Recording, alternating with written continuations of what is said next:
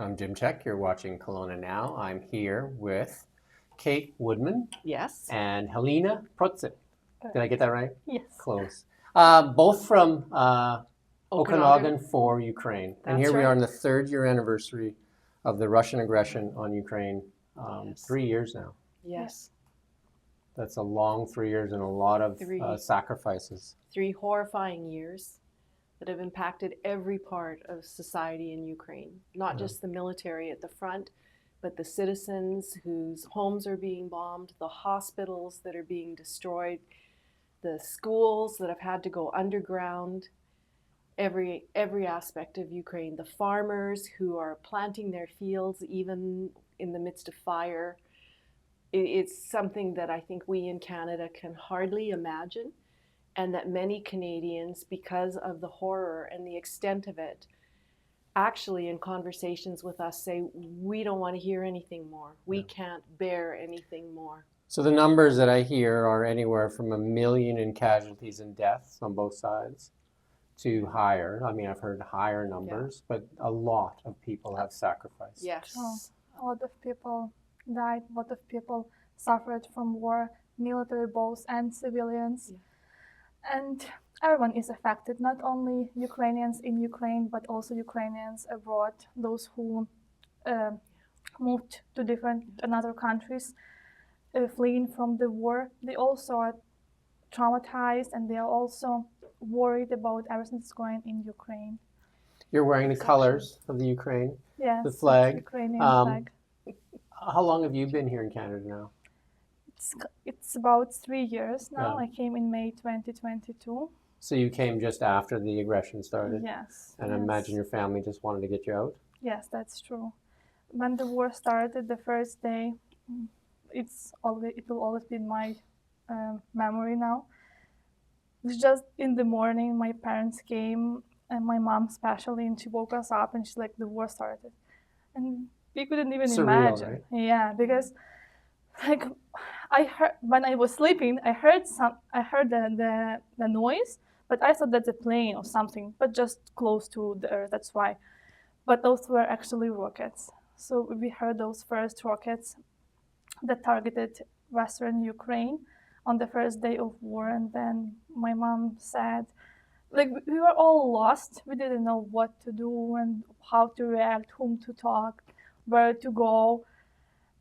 On the first day, so we still were in Ukraine, but then the second day, like the whole night, we were all awake because no one could even sleep. Yeah.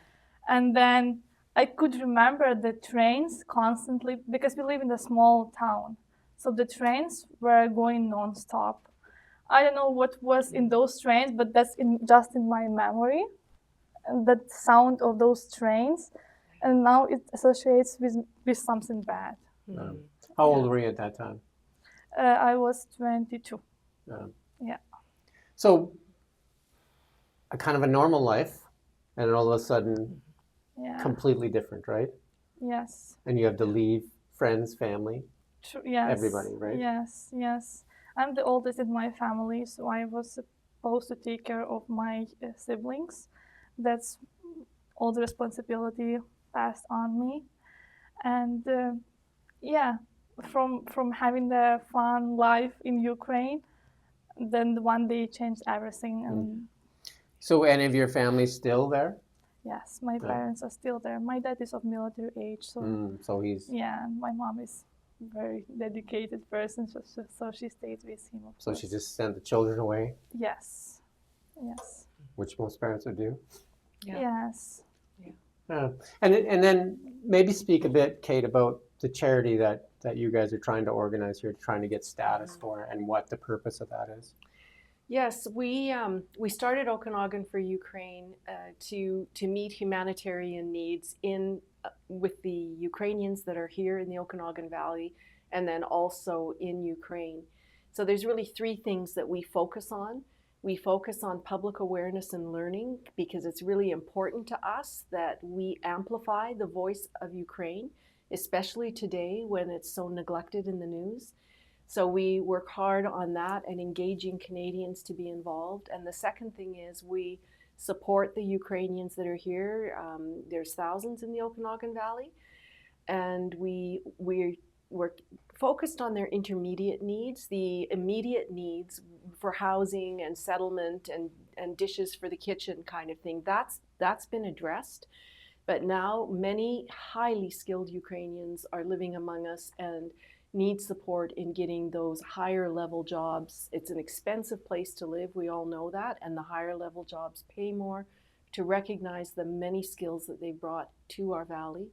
So we're focused on that. And then thirdly, we do have programs for Ukraine itself, and one is a food security one, and the other has to do with rebuild the human lives of civilians that have been injured and lost limbs in the war. So we're working on helping people adapt to prosthesis and the mental trauma that associates with the loss and these injuries. So these are the things that we focus on. And imagine you have not been back since I've went once. you went once. Yes, after 1 year and a half, my heart is always with Ukraine, so I couldn't stand the distance. And despite the danger of going there, I still wanted to go and at least see my parents and make sure they are at least safer, because there is no safe place in Ukraine. So I went there and I saw how the change was from the first day till the day when I came 1.5 years after that. There was quite a change. As I said, on the first day, we were all lost. We didn't know what to do. People were scared, but when I came back 1.5 years after that, it looked like people adjusted to the circumstances, to the war. Everyone is still scared, of course, but they stood up, and then just did what they did before the war started. They all worked at the jobs that they worked. They volunteered a lot. So it looked like they tried to build the life as it was before, even though the circumstances were horrible. And I think, just to add to what Helena has said, here we are today, and what happened in the United Nations? The United States voted with Russia against acknowledging Russia as the aggressor in the war. That's what happened today, and that's where we are today.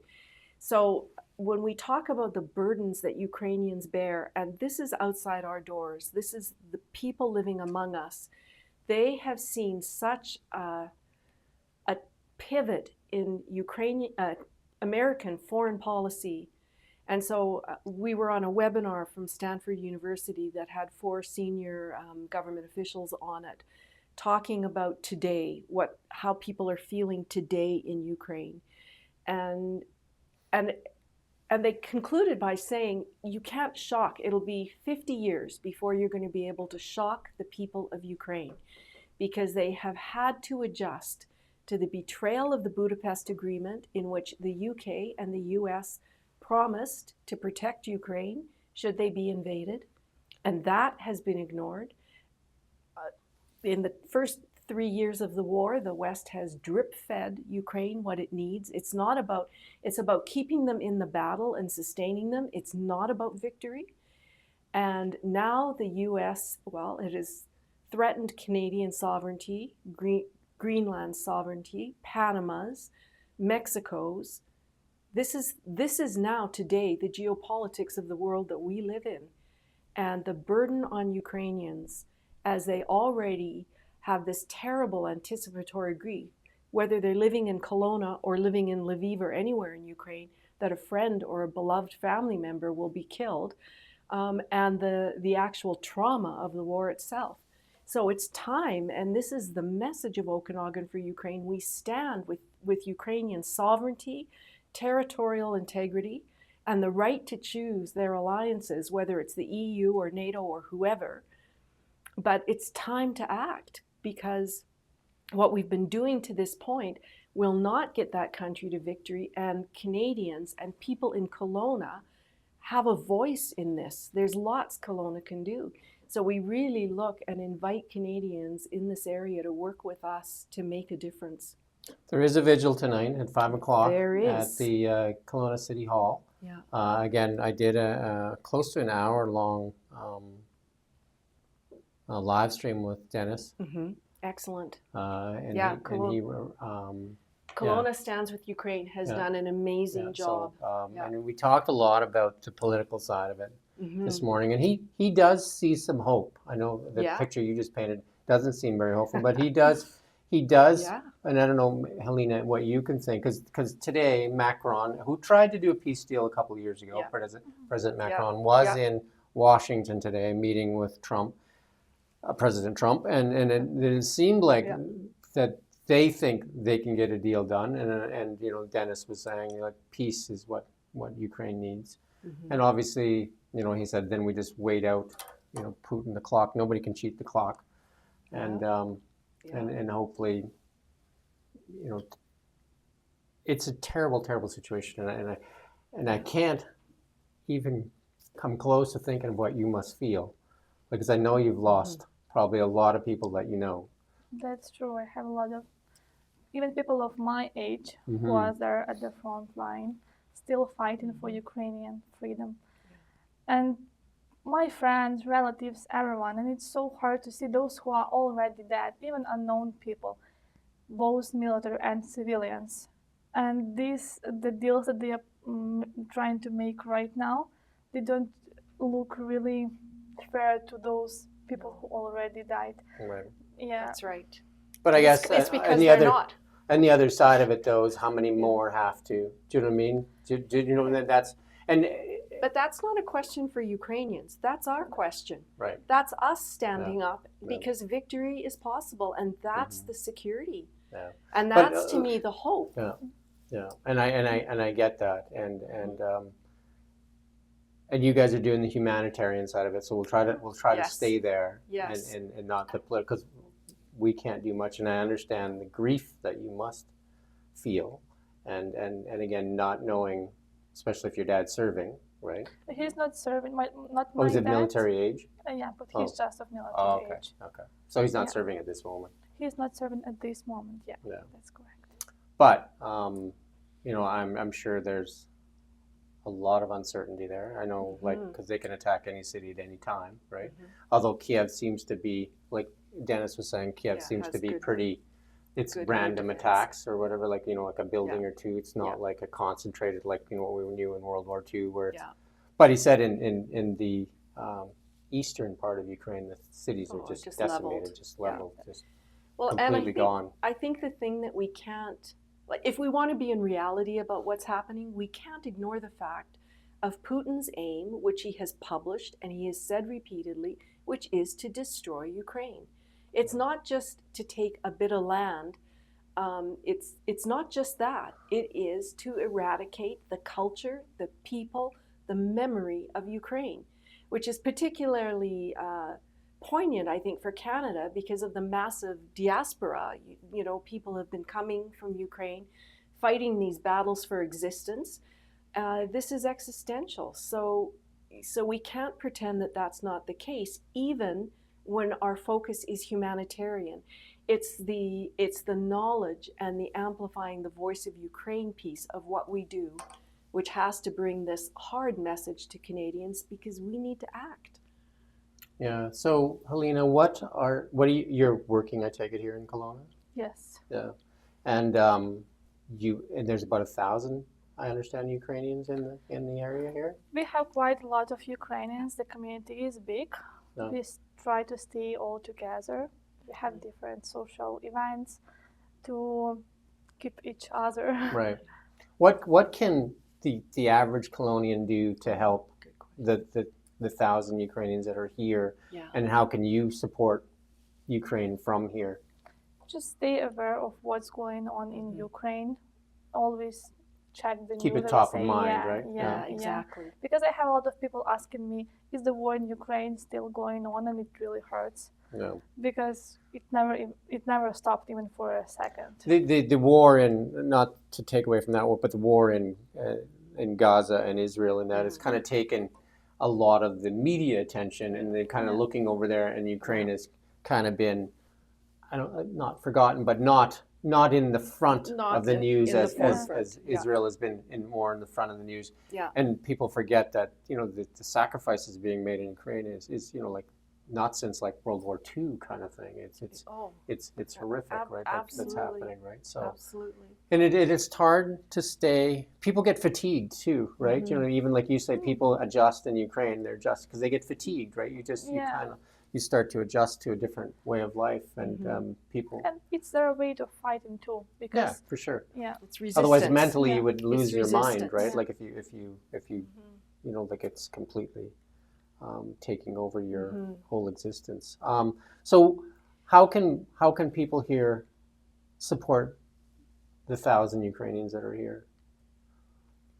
Well, it can feel overwhelming. First of all, I want to Yeah. acknowledge that it can feel really overwhelming here when you stop and you really look at what's happening and the implications of it, and that can cause us all to just want to just back away and isolate from the situation. Right. But there are lots of Ukrainian serving organizations in this area and other groups like Kelowna Community Resources. I think one of the things we're discovering is a really important thing, and people of Kelowna did tons when they first started coming, took them into their homes for 3 months, and this was wonderful. But now today, to befriend the neighbor who's outside your door, to help them with their English language, do conversational English with them, have them in your home. These are things we can do. These are things Canadians are good at. We're a hospitable people. And it's simple and it's not expensive. But you can also support groups like Okanagan4Ukraine that are doing our best to provide trauma-informed training to key groups like school teachers who have, there's over 300 children to senior high kids in our schools, and they need to be understood as experiencing war trauma and anticipatory grief, and have supports in the school that know how to respond to that. So these are things that people can help us deliver these trainings through donations. And the website is Okanagan4Ukraine with the 4, right? Yeah. .org. But we worked with the Okanagan regional library, and there's now over 110 books in Ukrainian children's literature in Ukrainian languages, so these kids can keep their It's a language. beautiful, rich culture, though, too. Oh, right? it's an amazing culture. And there's a lot of hotbeds amazing in people. Canada too, like Vegreville, right? Have you been to Vegreville? I haven't. You've but seen I've the egg, heard, though. You've Yeah, heard I've of a giant egg? lot. Everybody's seen the egg. They have a festival, right? They do, Yeah, yes. they do. I've been to Vegreville many times, and Yeah. that egg, the giant egg, right? Yeah. But I mean, the culture of Ukraine is very rich, right? Yes. And very colorful as well, right? Yes. And Yes. And we celebrate that. and the land there is some of the best land in the world. They were actually selling some of that topsoil, right? That's why everyone wants that land, That's because why it's over very rich. centuries, yes, It is absolutely. it is one of the more resource-rich nations in the world, right? Yeah, and that's why Okanagan4Ukraine is working on helping them set up, because so much has been destroyed, a facility to be a lab to grow at EU standard seed potatoes, so that people can eat and trade can happen. And not to drive fear into people's minds, but Ukraine shares a border, and it kind of, there's like three, like Russia wraps around Ukraine, right? And it's kind of like the way the border works there. But we also have to remember that Canada shares one of the largest borders with Russia. Yes. And most people forget that Canada shares in the Arctic there. Yeah. And the Russians That's right. have nuclear icebreakers and nuclear submarines that patrol the Arctic all the time, and Canada has 0 nuclear icebreakers or submarines. So we rely on our American friends there to help us in the north there, right? So. And we really, as Canadians, need to understand the fragility of that in today's world. We do. And this is again where... As that passage, as that Mhm. passage opens up with climate change, Absolutely. the passage is becoming more and more important in Accessible. the economic Yeah. sense of the world too, because that is a shorter passage for trade Yep. than the Panama Than the Canal or Panama anything Canal. like that. That the top of the world is it would become, if it's opened, with icebreakers or what have you, would become the number one most important economic passage in the world. Well, I don't know how fearful, we should speak here, but if you look at the map, and if there is, and if it's going to be firmed up, an alliance between the U.S. and Russia, Russia has easy access to us through Alaska, and of course the States through the We south. won't go that far. The Americans have been our friends for a long time. They and I don't have. think, Okay. I don't think. We hope that we don't. proves stable. don't, but we I- can't also yeah. pretend that they're that President Trump and Elon Musk aren't accountable for the words that they speak No. and the trouble they cause. like I said, Yeah. I don't think there's never been a threat that the Americans wouldn't support, and I don't think we should go there. But that's a different world. Yeah. But we do rest under the umbrella of We NATO, do. and we do rest under the Yeah. umbrella because our military has been neglected for a long time here in Yes. Canada. But they are actively recruiting as we speak. Yeah. Yeah. But which is it's a good. very small Which is- military here yeah, in it Canada. is. 55,000, under 55,000. I know. So very small, right? Yeah. But let's stick with the humanitarian side of this. Mhm. Helena, 3 years, and right now you can't really see an end, I'm sure. Do you know what I mean? But an end would be great, right? Yeah. It feels like it will last forever. Mhm. And yeah, because there is no much hope, but there is no much hope on the one hand, and there is great hope on the other hand Yes, that I agree. this will We can always hope for a better tomorrow, yes, right? of So, course, agree. of course, yeah. that this will end and Ukraine will win, and we all pray for that. Yes. I would say we can hope for a better tomorrow, and we can co-create that better tomorrow. I think, yes, if we raise our voice, that's Yeah. for sure. And Yeah. I think, and I have great hopes for peace there because one more person lost is one too many. Yes. So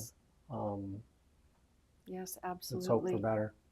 Anyway, we do thank you for coming in. And again, Oh, thank you for having you us. guys are going to be Mhm. there at 5 o'clock, which is Yeah.